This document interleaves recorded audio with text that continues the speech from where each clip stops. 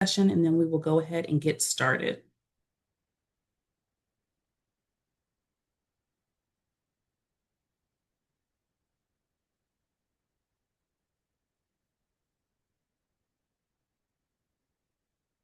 Awesome. So again, good morning, and thank you for joining us on today's session on the Getting Started in TIA series.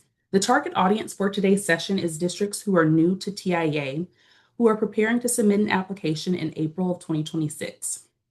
Today's session is going to provide an overview of the teacher observation components. This afternoon, we invite you to attend another session presented by Frank Gafor, and this section is going to be focused on the overview of the student growth measure component. So definitely come back this afternoon and join us for that session. But today we're going to be talking about all things teacher observation.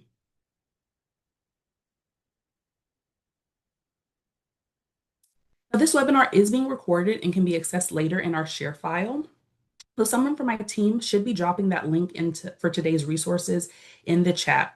So as we progress throughout this presentation, you can follow along with our PowerPoint, or you can just choose to follow along here. But throughout the presentation, the chat is going to be disabled, but you will have access to the Q&A feature to ask questions as they come up. And I'm going to try my best to answer those questions as we are going through.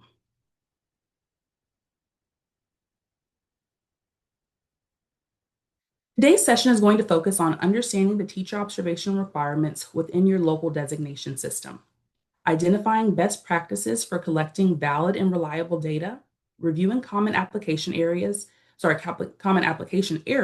in teacher observation. We will then also have an assessment at the end to determine next steps for strengthening your district's current observation process. Now we're going to have about an hour together today. And during that hour, we're going to take 10 minutes for a welcome and overview before then moving on to the teacher observation requirements and best practices. We're then going to review some district scenarios from our TIA application. And then, like I mentioned before, you're going to have some time to self-assess your current observation system and identify potential next steps. Before closing, we'd like to end with a brief survey because your feedback is essential to help us improve and ensure we're meeting the needs that you have in a meaningful and accessible way. We're really glad to meet each of you today, and we're looking forward to supporting you not just on your application, but in all the things TIA that come along with it. Our goal is to support you as you build a compensation system that helps you recruit, retain, and reward your most effective teachers.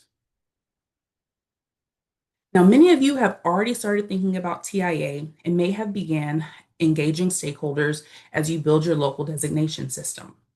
If you haven't yet, that's totally fine, no worries. There's still time. This year is all about finalizing those key decisions that will go into your application, which is due April 2026. Now, this is important that we're starting now because you still have this whole school year to really think through those plans and make sure you have a solid plan for your application.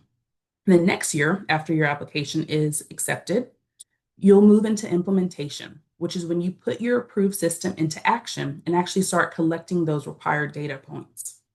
Then in your third year, you're going to submit the data along with your proposed teacher designations to hopefully have your system be fully approved and then start distributing money to your teachers, to your most effective teachers. As you begin building your local designation system and prepare your application, there are three big decisions that you should be focusing on. First, who can earn a designation or who's eligible? So you want to think about which teaching assignments you want to include in your system. Do you want to start out your first year only with STAR teachers or STAR tested subjects? Or do you want to open up your system to all of your teachers in the first year? You also want to think about how are teachers going to be designated? And so this is going to be what data is going to be used to determine effectiveness. Are you going to focus strictly on observation and student growth, which are the required components of TIA? Or are there optional components that you want to include, like dimensions 1 and 4 of T-tests, possibly student surveys? You really want to think through what is going to look like, what effective teaching is going to look like in your district. And then finally, when are your teachers going to be compensated? So what your spending plan is going to look like. Are you going to distribute funds at one time, like in one lump sum, or are you going to spread out those funds throughout the year? It's really important that you start thinking about these questions now because these are going to be things that you're responding and answering to in your TIA application. Now, thinking about our purpose today for this session, teacher observation plays a critical role in that second decision. So, how you're going to designate your teachers. It's one of those core data sources that we look at to determine teacher effectiveness. So, it's really important that you get it right. And that's what we're going to talk about today. To help you prepare, we have a few resources that you should definitely bookmark as you're engaging in your TIA process. These resources can be found on the TIA website at any time. Now, throughout the session, I'm going to be highlighting some information from both the TIA guidebook and the readiness guide. Now, with the TIA guidebook, you'll notice that this is the 24-25 version. We are currently working on the 25-26 version, and it will be released in the coming weeks. But the 24-25 version is a great place to get started, as most of the information has stayed the same, and it's a great foundational place for you to start as you're thinking about your system. Now, the readiness guide provides a detailed guidance on each of the required parts of your local designation system, and it's organized by success factors and related criteria. Today, we're going to be highlighting success factor 4, which is a strongly calibrated teacher observation system. Now, before we dive into teacher observation, I want to do a quick poll to kind of temperature check your comfortability with the teacher observation component of TIA. So you should be seeing the poll shortly. And so on a scale from 1 to 5, with 1 being very comfortable and 5 being with 1 being very uncomfortable and 5 being very comfortable, what is your comfort level with the teacher observation component?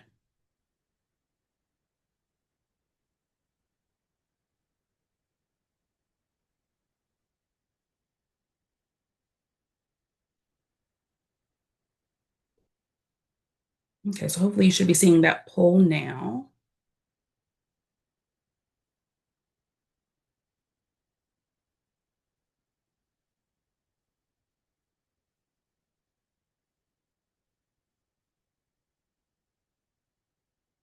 I'll give you a few more moments to respond.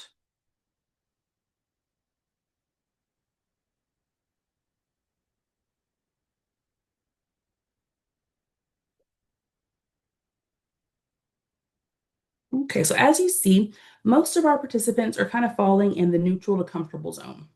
So my goal is by the end of this to have more of us moving to that comfortable and very comfortable place to kind of show that they're having some increased understanding of the teacher observation requirements.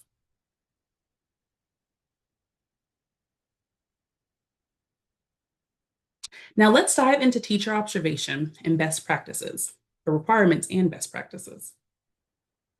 As you build your local designation system, two words you're going to hear often are validity and reliability. And it's important we're clear on what they mean. Now, validity asks, actually measure teacher effectiveness. In other words, are you capturing what you say you're measuring? A valid system is going to ensure that observation scores reflect actual teaching proficiency and align with student outcomes. We shouldn't see we shouldn't see an observation system where teachers are showing accomplished and distinguished on t-tests, but only 10% of their class is showing growth. That shows that their scores may not be valid. Now, the next part, reliability, teacher receive a consistent rating regardless of who their appraiser is or what they teach. So regardless if they're a third grade RLA teacher or a high school geometry teacher. Now, I know we've probably all been on a campus where all the teachers are hoping that they get appraised by Mr. So-and-so because they're easier to rate. Now, that's not a reliable appraisal system. That ensures fairness and consistency across the board, which is what we're looking for here. Both of these terms, validity and reliability, are going to be crucial in making sure that your system is strong and credible, and most importantly, trusted by your educators. We have 6 key components that you'll need to address when it comes to teacher observation. During today's session, we'll walk through each one, talking through both the requirements and best practices to help you feel confident in your approach. The 6 components include identifying your district rubric, your plans for appraiser certification, your plans to ensure reliability of appraisers, your plan to review teacher observation trends and correlation trends, your observation and feedback schedule, and finally, your observation and feedback schedule. We're first going to start with your district's observation rubric. To get a sense of where everyone is, I'm going to launch a quick poll. which is going to allow you to actually identify which observation rubric you are currently using.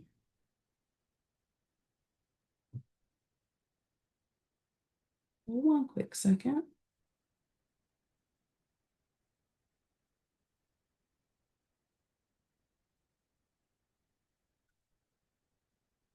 There we go.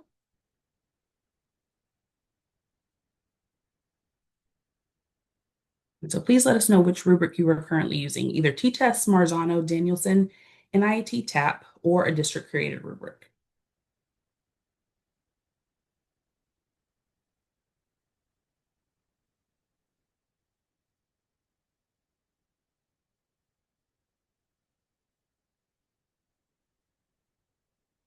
I'm going to go ahead and end it there.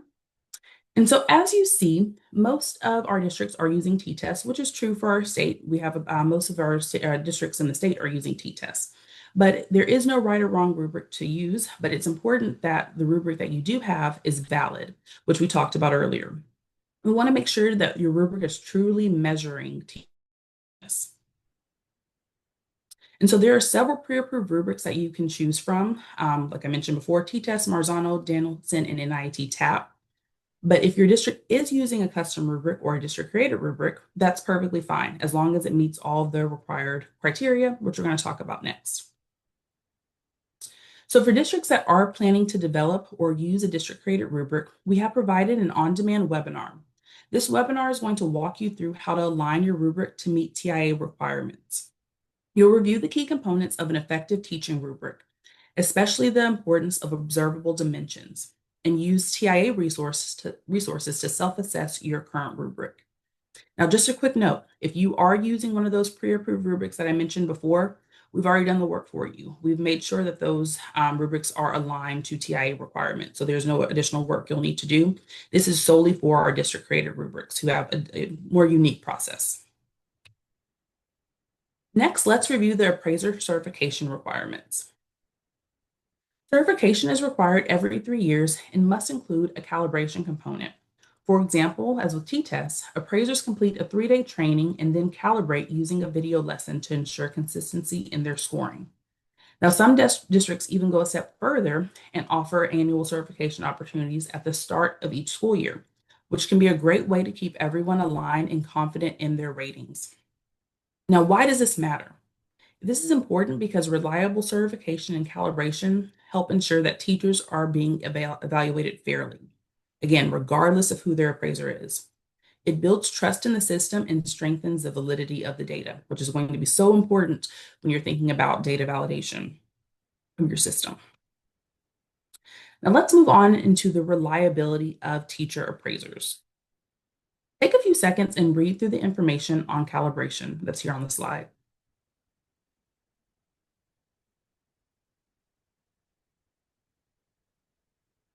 Once we make sure that our appraisers are certified, the next step is going to be to build in ongoing calibration activities to make sure observation scores stay reliable throughout the school year.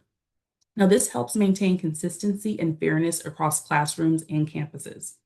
Now, this is not a one and done process that you do at the beginning of the year and don't think about until the next year. Calibration should be something that is built into your system and is a part of its rhythm to support strong and trustworthy data.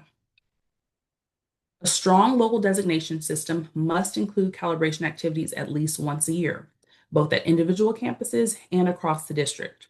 You'll also notice that district leaders participate in these activities. Now, this is important because it helps ensure that everyone, from your campus leaders to your central office leadership, is aligned on what effective instruction looks like. Now, the more opportunities that appraisers have to calibrate, the more reliable your observation scores are going to be. So again, while the requirement is once annually, best practice is to build in multiple calibration opportunities throughout your school year. Now, we also recognize that we have some districts that have single appraisers, and they have unique challenges when it comes to calibration. So over the next slide, we're going to look at a few recommendations that can help support consistency, even in those unique settings. So we've had some great conversations with our single appraiser districts who are already engaged in the work of TIA. And it's clear that they do carry a heavy load when it comes to calibration. But even with that heavy load, these appraisers are committed to getting it right and making sure that their system and their observation ratings are accurate and fair. So here are a few strategies that some of those districts are currently using to support calibration. So the first, some of those districts have actually trained some of their teacher leaders to help facilitate calibration activities. Now, it's important to note that these teacher leaders do not actually serve as official appraisers, but their role is really to be a thought partner to those official raters to ensure that they're having someone else to bounce ideas off of and ensure that they're calibrated and giving accurate data or getting accurate data. Some of these districts have also partnered with surrounding districts or ESCs to create shared calibration opportunities and build consistency across system. So again, it's only one appraiser there, but they still want to have that thought partner to ensure that they are calibrated. And then some of these districts have also used scored videos from NIET and T-tests as a reference or self-check. Now, these are great tools for reinforcing alignment and sharpening those observation skills. So here, even in smaller settings, there are ways to build in meaningful calibration. And that's one of the pieces that I really want you to take away if you fall into this category. We've also included a link to an on-demand webinar that's specifically targeted for our single appraiser districts as they plan to implement the required components of teacher observation for TIA. A strong calibration plan is absolutely critical when you think about the success of your local designation system. Your teacher observation data is going to help you identify which teachers are eligible for a designation. So it's worth investing some time now to make sure your calibration plan is solid and well thought out. We know there's a lot to consider, so we pulled together a list of calibration resources and their purpose that it's going to help you throughout the year. And so I want to highlight just a couple of them here. So first we have the sample district calibration calendar. And so this resource is kind of like a calendar throughout the year, and it lists out different calibration activities that a sample district has used, as well as there are some 3 reflecting questions as you think about what systems you actually want to implement in your district. So we're not saying that you need to do all of these things, even though that would be great. We definitely want you to kind of pick and choose what is true and what will be the best for your unique situation. Next, we also have the calibration protocols, which can be found on our TIA website. And this just lists out some procedures that you can use to increase calibration between your appraisers. It lists out some important steps you should take as far as creating a schedule, designated times for you to actually have those calibration opportunities. Talks about what you should do during debriefs, a couple of frequently asked questions. Now, what's really important as you think about planning is this bottom part here, which actually lists out each of the protocols and then the time that it would take. So as you think about scheduling those activities for your year, this can be helpful so you can know how much time you would need and what really fits best for your unique system. And so again, we have a wealth of resources on our TIA website and that we just wanted to highlight here so you kind of have them all in one place, but definitely go through and use these tools to help support you as you plan to implement and refine your calibration process. I also want to quickly highlight a helpful resource, NIET EE Pass. It offers a video library across grade levels and content areas, complete with scored ratings and evidence sheets. So this is a great tool for all of our districts and their appraisers as they practice scoring and evidence collection. So there is a misconception kind of going around that this resource is only for districts that are using NIET TAP. That's not true. This resource is free to all of our TIA districts and can be useful in a number of scenarios. And so someone from my team should be dropping the link to that website there now. And so they have the link there for the NIET videos. And then there's also the link for the NIET web or to the TIA NIET website, which I'm trying to click on here. We're going to load for a second. And so here's where you can actually enroll your district or you can enroll yourself to utilize these resources. And so again, definitely go through and work on and do this. And so you can take a quick moment to do that now, or you have the link to do that later. And so we recommend that you, as well as your appraisers in your district, use this resource. And so this will be great as you are thinking about refining your calibration efforts. And then after you do complete the registration, you'll be sent an email with your login information and the link to the EE Pass website. And so a couple important notes as you think through and plan for calibration activities. Here are a few things that I want you to keep in mind. So first, be sure to create a calendar that outlines calibration activities. Next, you want to identify who is going to participate in those calibrations and then in what setting are they going to be in. Is it going to be the campus or the district? And then clarify what calibration sessions are going to look like and set expectations. So this is super important because you want to make sure that you norm on quality evidence in these sessions.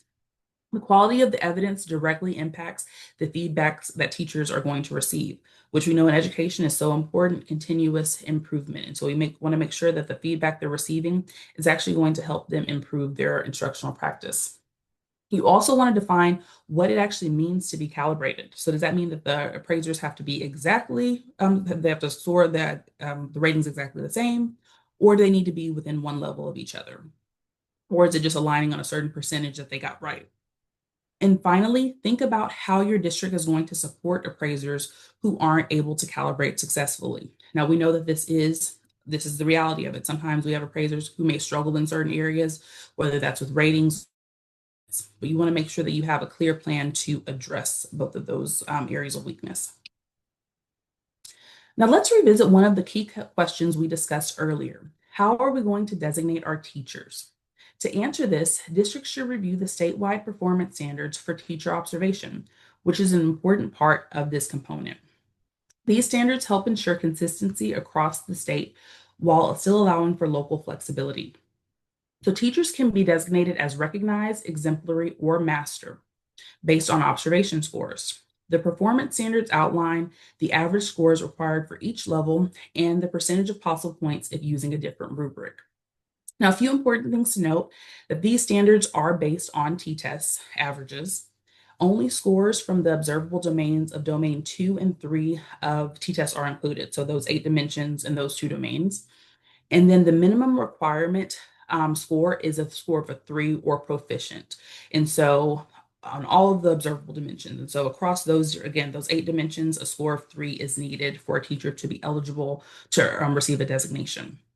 So most of the districts do choose to adopt the standards as they are written, but you have your kind of the autonomy to raise those cut scores or lower them. The only one that isn't able to be moved is that minimum of 3 to be eligible for a designation. And so you can actually review these statewide performance on our TIA website. It's also found in our TIA guidebook. So lots of places for you to reference those and ensure that you have reviewed them. Now we're going to dive into the next two components of teacher observation. Now we're going to discuss these two together because they're both closely tied to data analysis and understanding how your system's reviews observation trends and correlation data is going to be key to ensuring that your ratings are consistent and meaningful. So when it comes to data analysis, you'll need to review two key data sets. So the first is going to be your teacher observation data. And so this should be broken down at a minimum by grade level, subject, and appraiser. And it needs to be reviewed after each quarter at a minimum. Now, you're more than welcome to review it more often, but at a minimum, we do require that you review it after each quarter. And then we also require you to review your correlation data annually. And so you're looking at the correlation between your teacher observation scores, as well as your student growth scores. So the goal here is to have a positive correlation. So basically, as your teacher observation scores increase, your student growth scores should increase. Now, the alignment between these two strengthens the credibility of your system. Now we want to explore the last component of teacher observation, which is the observation and feedback schedule. Let's talk about a few key requirements and best practices for observation data. This can be, so the first requirement there is that observation student growth data must come from the same school year, and each teacher must have at least one 45-minute observation. So this can be one 45-minute full observation, or it can be multiple observations that aggregate to 45 minutes. Now, the best practice here is to schedule more frequent observations when possible. Your walkthroughs can count as long as they're entered into your data management system. Now, we know oftentimes appraisers like to use a clipboard or a notebook or some notes in their on their computer, but if it's not entered into your data management system, it cannot be used to reflect your system. So it's important that you're making sure that your appraisers are inputting this to your data management system in a timely manner. It's also important to ensure high quality evidence is collected during your observations. So, this may require additional professional development opportunities for your appraisers, or it can be addressed during your calibration opportunities. Finally, you want to create an observation schedule early. So, we know how busy campuses can get with testing, breaks, assemblies, and just those unexpected situations that come up. But districts often struggle to collect the required data at the last minute. So you don't want to wait until April to conduct all of your observations. You also want to make sure that you're monitoring your observations as they come in during the year to make sure that all the appraisers are collecting observation data points for all of your TIA eligible teachers, because you don't want the end of the year to come and then realize that you're missing data points for teachers because then you're not able to submit them for a designation. So let's take a look at a sample observation calendar to help you as you think about planning out your observations. So setting up an observation calendar is helpful to ensure expectations are met. There's not a one size fits all approach to this. Appraisers should use a format that works best for their own unique situations. Now, typically, teachers are listed on the left along with their grade level. An appraiser initials show which teachers they will be observing and then when. You want to be sure to account for holiday days, testing windows, and some flexibility embedded in this for those unexpected things that may come up. The key is to reschedule when needed and make sure every observation gets completed. Now, as you're looking through this observation calendar, you may notice that there are some appraisers that do not, or there's not some appraisers, some teachers that are not listed with a full observation. It's important to note that this observation calendar does only go until October. And so some of the teachers that are listed without full observations will be receiving those later or in the spring semester. So time for another poll.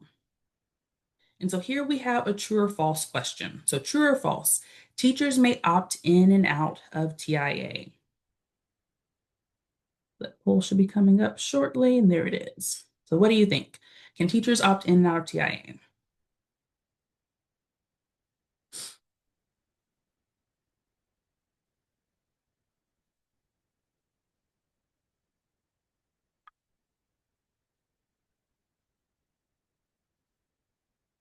I think we have about most of our responses in. I'll give you like another 3 seconds if you're still teetering between the two options. And so we have the majority of our responses are saying false. And we have about 33% of people saying true. And it's okay. But the correct answer is false. So this is a common misconception.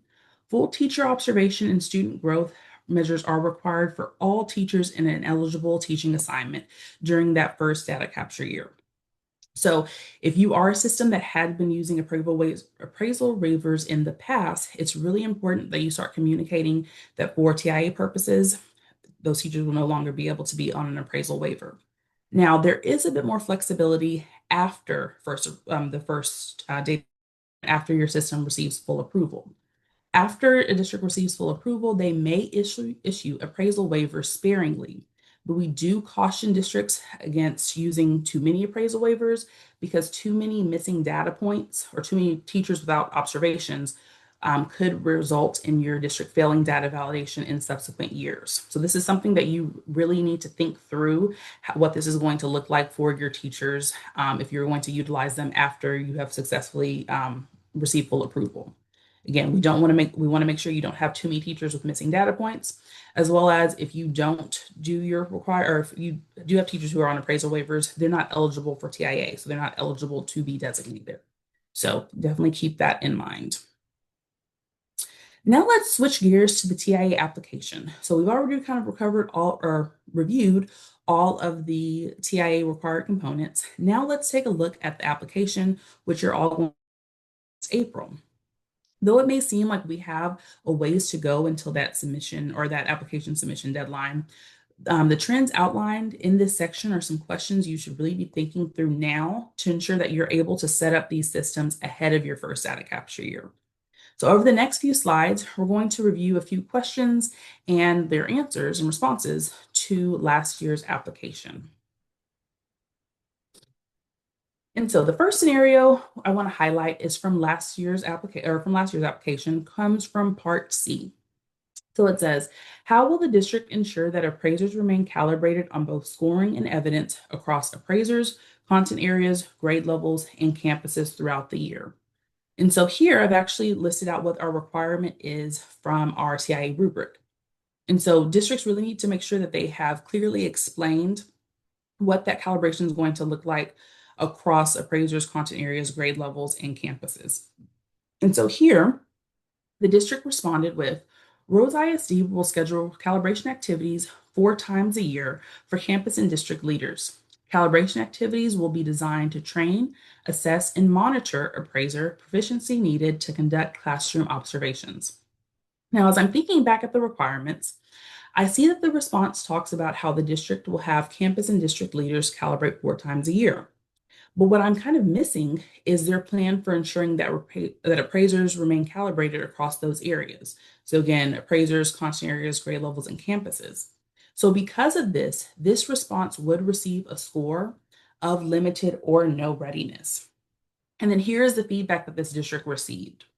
It's not clear how the district is going to ensure that appraisers remain calibrated across appraisers, content areas, grade levels, and campuses throughout the year.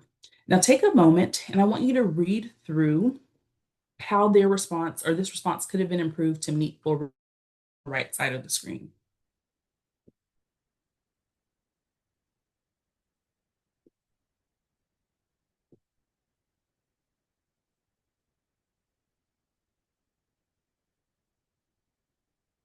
So do you notice how the difference in the detail between the district's first response and then the full readiness response? You want to really be sure that you include all of the relevant information. You're going to have scorers who don't know your unique situation.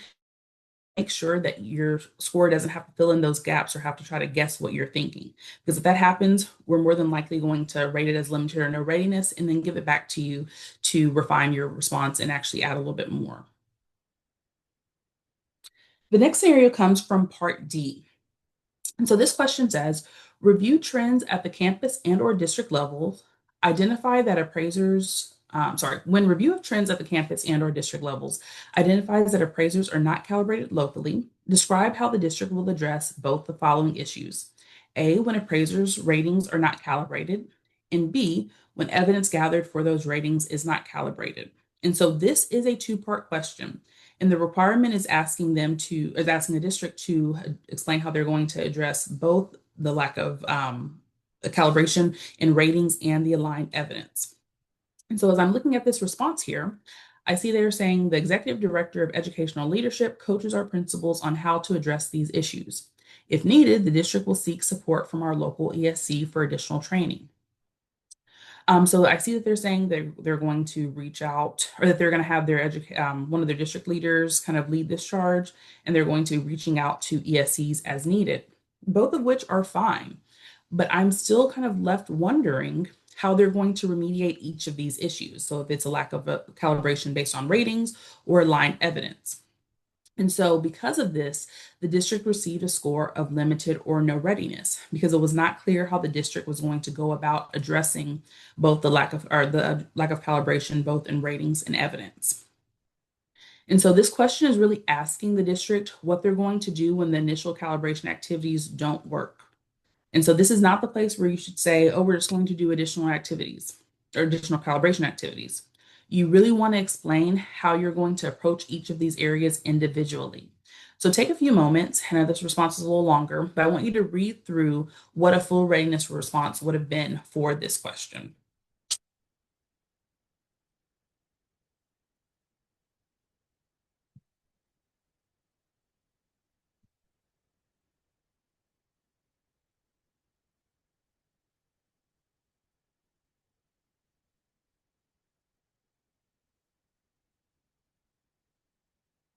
So note how in the full readiness response, the district has a clear and separate plan to address a lack of calibration for ratings and evidence. So now there may be some overlap between some of the actions taken to address these or to address each of these, but it should be clear how they're going to address both separately. So our next scenario comes from part E. So the question is asking, how does the district identify and address lack of correlation when comparing teacher observation data to student growth data? So this is another two-part question here, where the district is required to explain how they're going to first identify that lack of correlation and then address the lack of correlation in that teacher observation data and student growth data. So I'm going to give you a few moments to read through this district's response.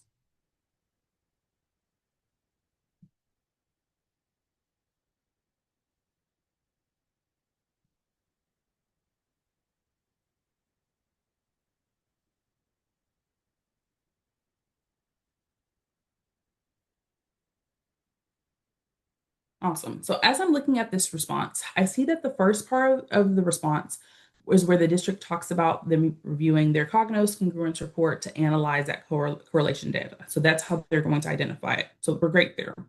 I see in the second part, they actually outline their plan to address a lack of correlation based on three key causes. And so this really shows that they have thought out their plan to both identify and address the lack of correlation. So due to this, the district received a score of full readiness because they explained clearly how the actions they were going to take to identify the lack of correlation and address it.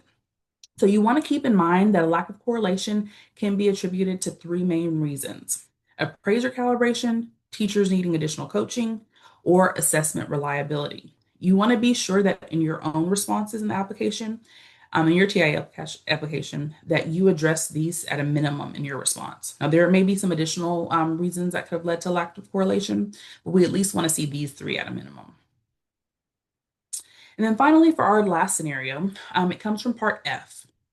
And so this question here, we actually have two questions. The first talks about what are the district's requirements for the following? And this is really talking about their observation schedule. And the next is, this question is kind of contingent upon their responses to question 3. So if the district is using multiple scored observations, how are they going to determine the observation scores that will be used for data submission and for determining designations?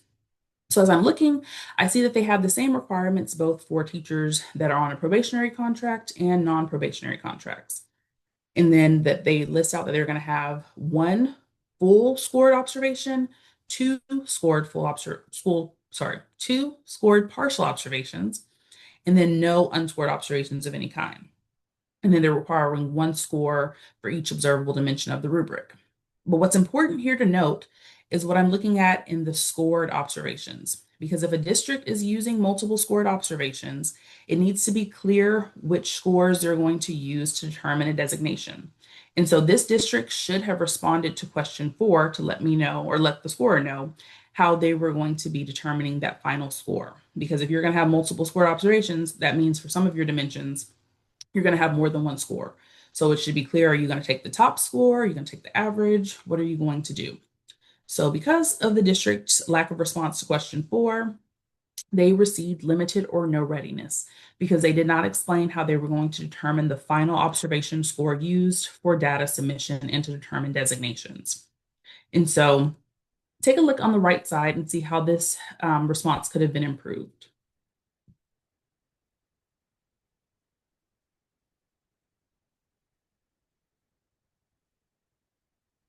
So at this time, you should start thinking about how many observations are going to be required in your own system and how you're going to calculate that final score if you're using more than one observation, because you are only going to be turning in one score for each observable dimension.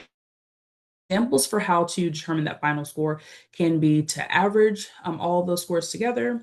It could also be to even take the final summative rating given by the appraiser, like in the example here. Now, there's no right or wrong answer here. It's just important that it should be clear what your plan is to determine that final score. So as you begin preparing your TIE applications, I want you to look back at today's webinar as well as our exemplar responses for teacher observation. which is going to be a valuable guide as you are thinking about your own system and what are the appropriate things to do in your system to address those components. These examples show how districts have successfully addressed key components in previous years. Now, use these exemplars to reflect on your own system, identify gaps, and strengthen your response. This document is not meant to be copied and just pasted into your system application, but it should be used to inspire clarity, alignment, and best practice. So you're going to find exemplar responses for all sections of the TIA application on our TIA website. And again, the ones that are currently posted are from our last year's application. So there may be some tweaks in the coming weeks and months, but definitely before application, they will be refined and you will know for sure like what things we're looking for. Now that you've heard more about the requirements, the last part of the session will allow you some time to self-assess your current observation system and identify next steps. So what I want you to do, I'm going to give you about 5 minutes to reflect on your current observation system and identify areas of strength, areas of opportunity, and based on the information that is presented today. Like I said, I'm going to give you about 5 minutes silent solo to reflect on your own system. Don't worry if you don't have time to finish all the sections, you can come back at any time to this document. And so the link has been dropped in the chat to our self-assessment. I'm going to kind of mute myself so you have some time to kind of just think through your system. Also, now would be a great time if you have any questions to type them in the Q&A and I can respond as you are working.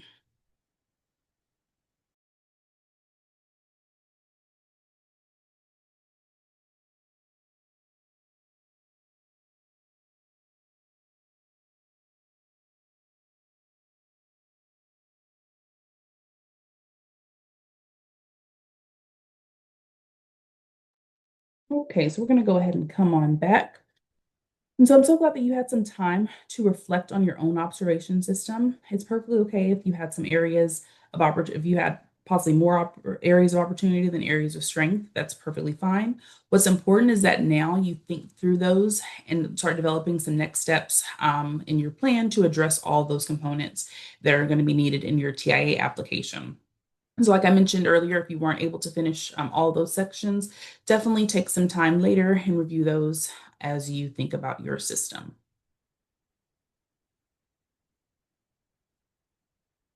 So this brings us to the end of our presentation today. Our TIA team wants to make sure that we are providing you with the best technical assistance possible, and we're always looking for ways that we can improve our practices. So we have a quick survey that should not take you more than 1 to 2 minutes. And we have just dropped the link in the chat if you would not mind pulling that up.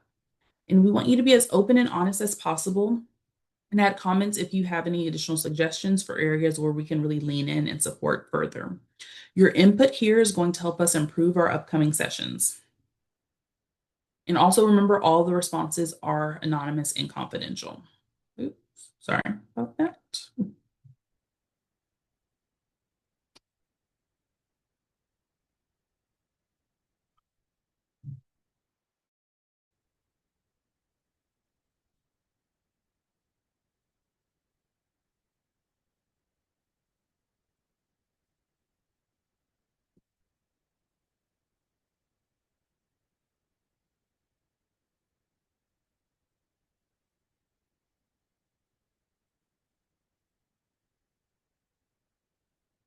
And while you're finishing up your survey, I do want to highlight some additional, some upcoming technical assistance sessions that are going to be geared towards applying districts. So we want to be sure to check out Frank's TA session later this afternoon, which gives an overview of student growth measures, as well as Frank has some additional sessions on pre-test, post-test, overview of portfolios, and overview of SLOs that are going to be later in September and then at the beginning of October. So definitely be sure to come to those, the ones that fit your unique situation in your district based on what student growth measures you are using. And then finally, I want to thank you all for engaging with me today as you learn more about the teacher observation requirements of TIA. Please remember that we are always here to support you, and so don't hesitate to reach out to us at the TIA inbox for questions and guidance. I hope you have a great rest of your day, and I hope to see you later at Frank's session for an overview of student growth measures. Thanks so much.